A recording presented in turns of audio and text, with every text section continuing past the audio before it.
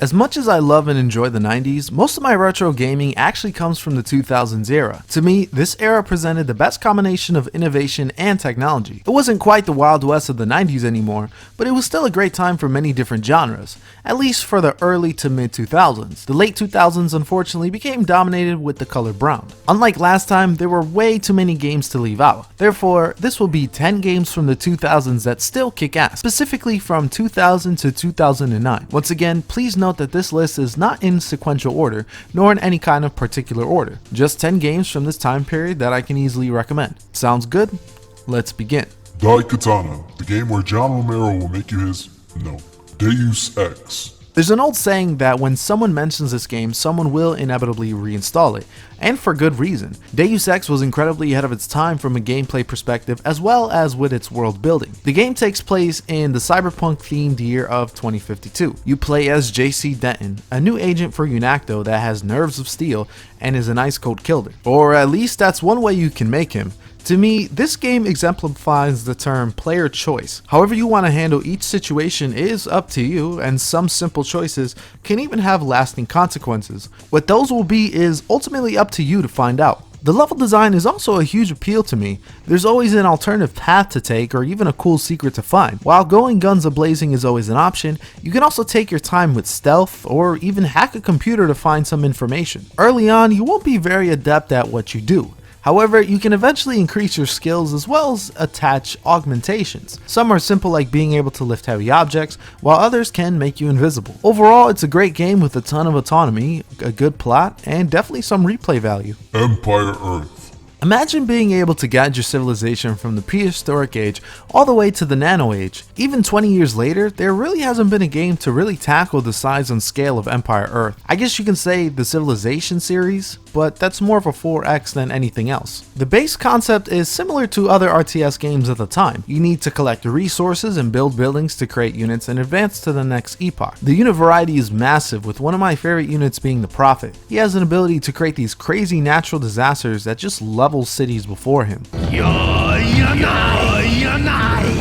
The deeper you go into the epochs, the more options are presented to you. Eventually, air combat will be introduced and even robots in the very distant future. There's definitely a lot to play with here, with such an incredibly high replay value and some single player campaigns as well. While not everything fits together 100% and the AI is a straight cheating asshole, I still recommend it. Unreal Tournament 2004. If you have seen the first two lists I have made regarding the awesome 90s games, you'll know how much I love my arena shooters. At this point, it's becoming a tradition to at least include one game from either the Unreal or Quake series. This time, we are looking at another top-notch title in Unreal Tournament 2004. Now, I do understand that the original will always be near and dear to many players' hearts, but there are some aspects to help it stand out on its own. For one, I really enjoy the aesthetics for this one. The colors look absolutely gorgeous and the maps are incredibly memorable. There are also just far more content to play around with and a ton of new modes. The single player itself is also an interesting take on the formula. Instead of just running through a series of matches like previously,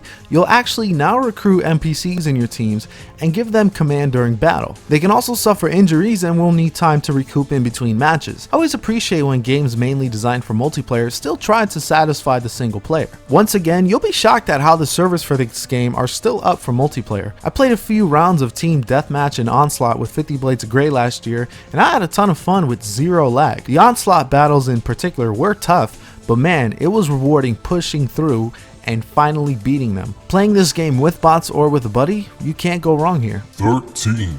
If there's one takeaway you can gather from this list is do not under any circumstance purchase the 13 remake from 2020. It is an abomination that should stay in the dark void of that year. Instead, I highly recommend purchasing the original as it is a highly stylized and fun first-person shooter. Being an old school shooter, the pace is pretty quick as you move through the levels, taking out your enemies with a satisfying arsenal of weapons. It also does a solid job mixing up the formula up with various gadgets and mission objectives. Stealth also plays an important role, especially in levels where you're outgunned and need to think creatively. There's also multiplayer, and while I can't confirm if you can get this to work in an online setting, you can play with bots and through LAN connectivity. It's your standard fare of deathmatch, team deathmatch, and a few other modes, but it's welcome nonetheless. It's always fun playing around with these weapons here on offer, so the more I can play around with them, the merrier. Heroes of Might and Magic 5. When 3DO declared bankruptcy in 2003, the legendary developer New World Computing was swallowed up with it. Unfortunately, that left the Heroes of Might and Magic series in a state of gaming purgatory. Fast forward to 2006 and Ubisoft releases Heroes of Might and Magic 5. While it was their first attempt at the series, it was a great one as they took what worked, cut out what didn't work, and created the first 3D entry into the series. As with previous incarnations, your goal on each map is to eliminate the opposition. To do this, you'll need your Heroes of Might and Magic to build up their towns, recruit units, collect artifacts, and march to defeat your enemies. The original base game never had the random map feature, but thankfully the expansions do and are included in the bundle. This game also had a ton of creatures to play with, even making some of the lower tier units viable for a good amount of time. While the debate with either this entry or the third one continues to rage onwards, there are some changes here that I personally prefer. In battle, no longer is your hero relegated to just casting spells. Now he or she can participate in battle and take out other units with a melee strike. This definitely adds more might into the might and magic. Spells are also a viable option to help buff your allies or weaken your enemies in a variety of ways. My favorite is summoning undead as a necromancer. It's great for both role-playing and gameplay purposes. Silent Storm. The strategy games just keep coming on with this one. I reviewed this game as well as the expansion pack before. While the Silent Storm Sentinels review is good, I cannot say the same for my original one. This is basically the game. This is one part of the gameplay. Here's how you assemble your. This is what happens in the game when you first start it up. Why did I think that was good? The game takes place during an alternative timeline of World War II, where you create your character and fight for either the Allies or Axis. Before each mission, you can build up your squad with a variety of equipment and memorable characters. My personal favorite has always been the Russian sniper goddess Zenalda Sedova. I wound, soldier. There have been a ton of tactical games such as this one, but none seem to be able to match the sheer enjoyment. With so many weapons to choose from and skills to learn, there are a variety of viable builds to try out. I enjoy being a grenadier the most, as nothing beats the satisfaction of taking out multiple units with one well-placed grenade. This is definitely one of the more challenging games that I've played. Even with my experience with games similar to this one, I still find myself in tough situations where I have to get a bit creative in order to win. Because of this, I rarely get bored as I plan out my next moves and try to catch my opponent off guard. If you like turn-based strategical combat, this is a must-buy. Flatout 2.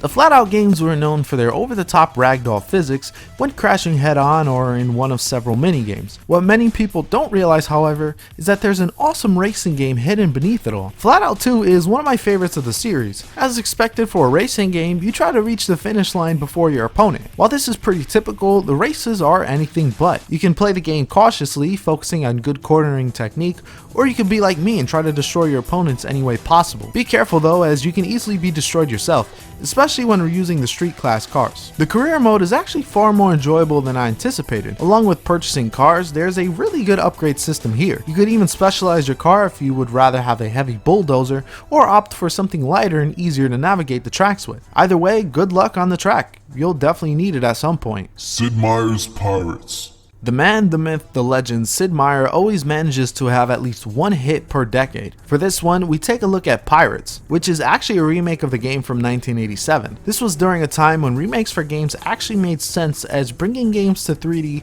was seen as a step forward. From a pure sandbox swashbuckling experience, nothing comes close to what this game has to offer. You can hunt down the most wanted criminals, rescue long lost family members, get married to a mayor's daughter, search for buried treasure, capture enemy ships, and even freaking participate in a ballroom dance of all things. Simply put, there's a great amount of variety here. What I also find really novel about this game is the fact that it doesn't overstay its welcome at all. Living in the time period, your health will be a factor as you enter your later years. By that time, you would have hoped to have saved enough money and end your pirating ways. This gives the game a bit of sense of urgency and wraps up the game before you ever get bored with it. I wish more sandbox games would incorporate a score feature like this one once the player is ready to move on. Star Wars Battlefront 2.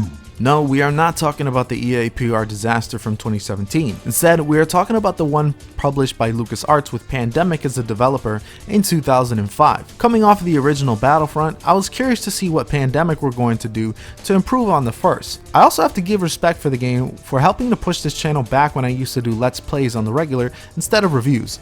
I'm not sure if I would recommend to watch those videos in particular today, but I can easily recommend for you to play Battlefront 2. What can I really say that hasn't been said before?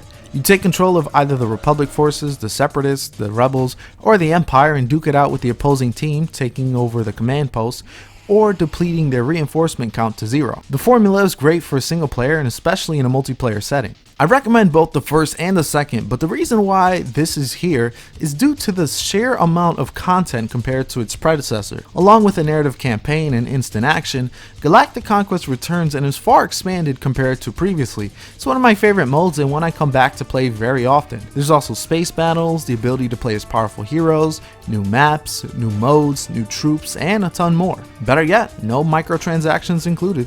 Divine Divinity.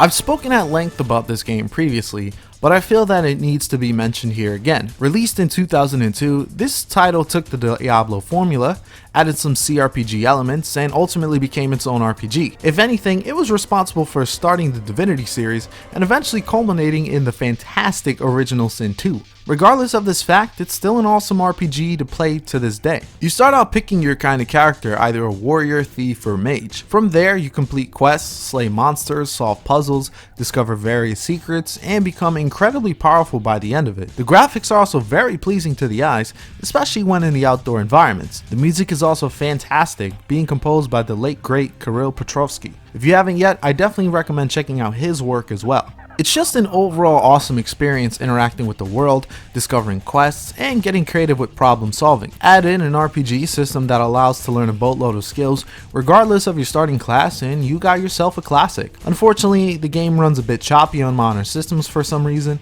but if you can tweak the settings a bit, you may get this to be pretty playable overall. So there you have it, 10 awesome PC games from the 2000s still worth playing today. Any game that I should have mentioned or any of these that I should review more in depth, let me know in the comments below.